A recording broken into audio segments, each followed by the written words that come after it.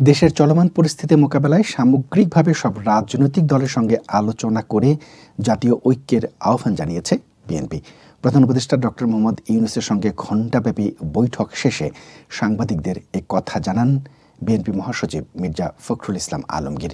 BNP মহাসচিব বলেন, সাম্প্রতিক সময়ে গত কয়েকদিনে যেসব ঘটনা ঘটেছে তা বিএনপির পক্ষ থেকে উদ্বেগের কথা প্রধান উপদেষ্টাকে জানাতে এসেছেন।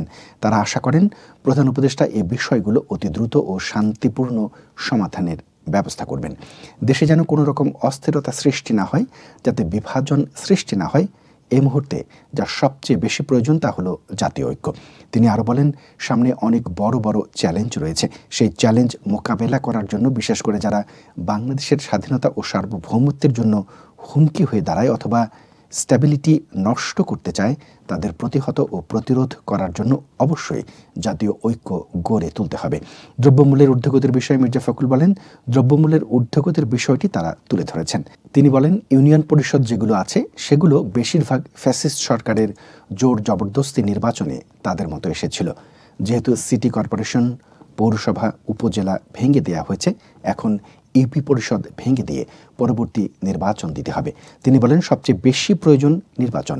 সংস্কারগুলো সম্পূর্ণ করে যত দ্রুত সম্ভব নির্বাচনের রোডম্যাপ ঘোষণা অত্যন্ত জরুরি। ফ্যাসিস্ট সরকারের সময়ে বিএনপি নেতাকর্মীদের বিরুদ্ধে করা মামলাগুলো দ্রুত প্রত্যাহারের জন্য প্রধান উপদেষ্টাকে জানিয়েছেন তারা।